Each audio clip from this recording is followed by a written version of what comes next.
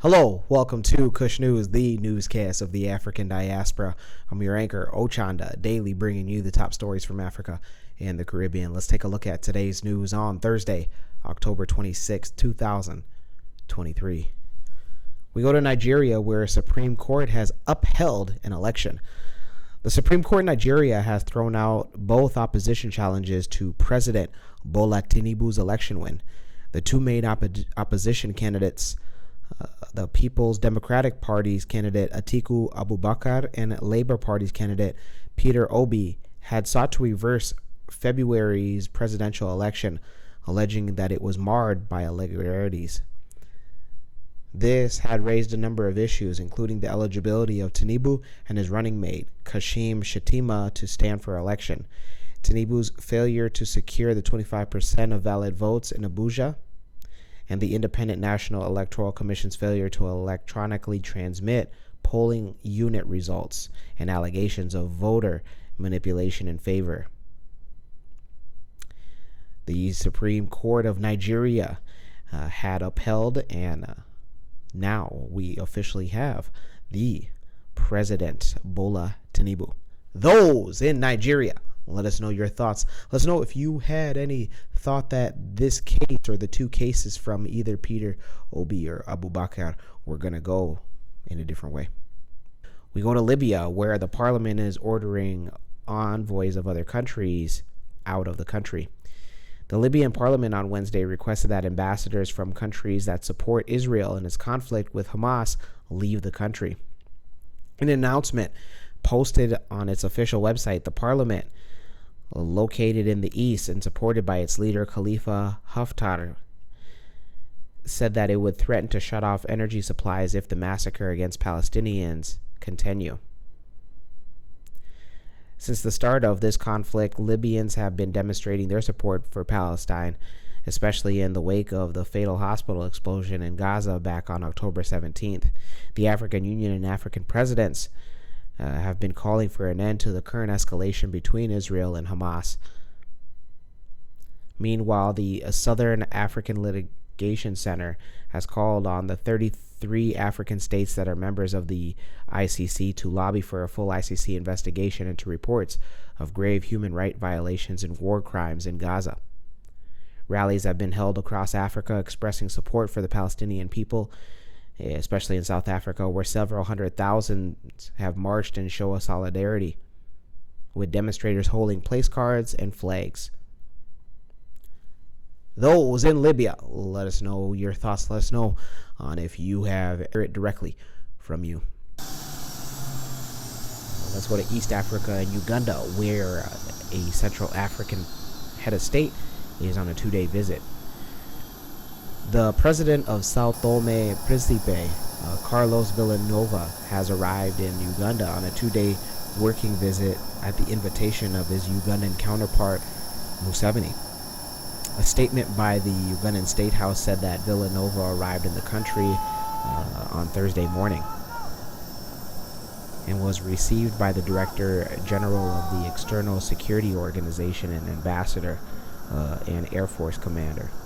According to the State House, during his stay, the Sao Tome and Principe president will hold bilateral talks with Museveni. Sao Tome and Principe is an island country found in Central Africa, and of the two main islands, Sao Tome and Principe, with several rocky islets. From the late 1400s, Portugal began settling convicts on the island nation and establishing sugar plantations. The island was important in the transshipment of goods and human capital. The colony's aspirations for independence was recognized in 1974 at the first movement of the liberation. The island of Principe was assumed autonomy back in 1995, and the country hopes to reduce its dependence on donors and cocoa exports by exploiting offshore oil. The island also has strong ties with Angola, a major business partner. Languages spoken mainly is Portuguese, Spanish, and Faro and Anglo, its native and local languages.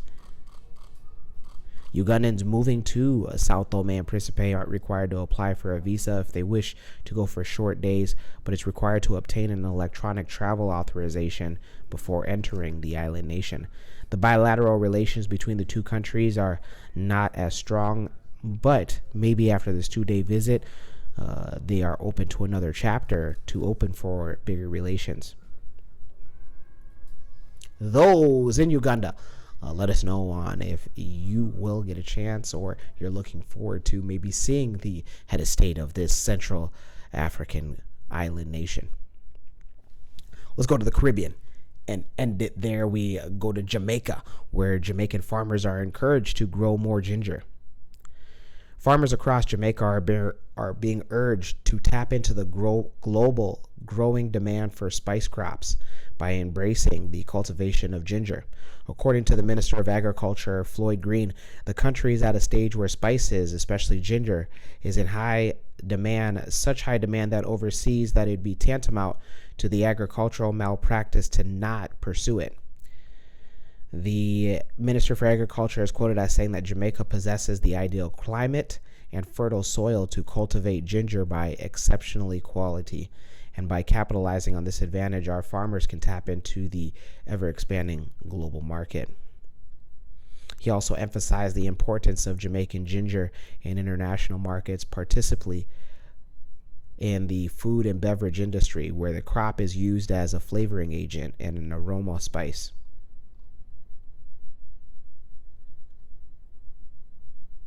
The Minister of Agriculture also revealed plans for target marketing campaigns to promote Jamaican ginger internationally, such as collaborating with trade organizations and through diplomatic channels.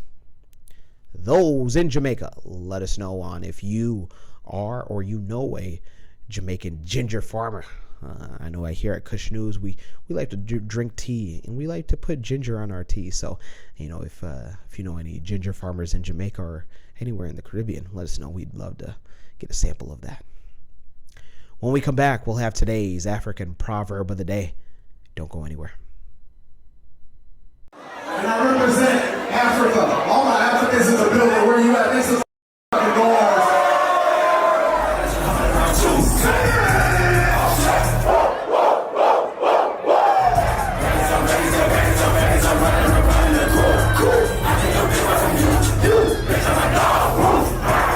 Union of Chris and Sarah.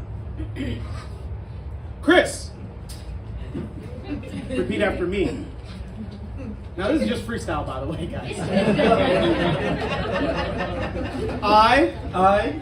lion, the conqueror, the champion is here. Congratulations to Christine and Tyra. DJ, let's get this shit going.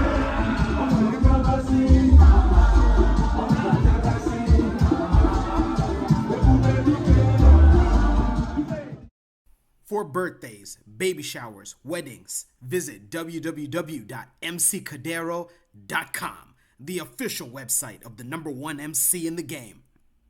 Welcome back. Let's take a look at today's African proverb of the day, and it comes to us from Sudan. Kush Kingdom, right? Kingdom of Kush, right? That's interesting. You guys are another day. And it reads, "He is like a drum which makes a lot of noise but is hollow inside." Once again, he is like a drum which makes a lot of noise but is hollow inside. Sudanese proverb. You don't want to be this guy. Omera, you don't want to be this guy because you want to mean what you say and say what you mean.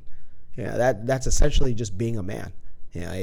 You can have muscles, you can have the most money, but when you're not standing, the young folks these days, they say standing on business.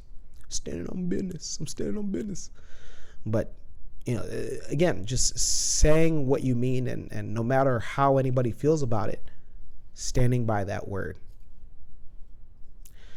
Let me know your interpretation of today's African proverb of the day, as well as your thoughts, views, questions, comments, and concerns on the top stories. Don't forget to hit that like button, make it your best friend. For Kush News on Kush Convos TV, I'm Ochanda. We'll see you soon.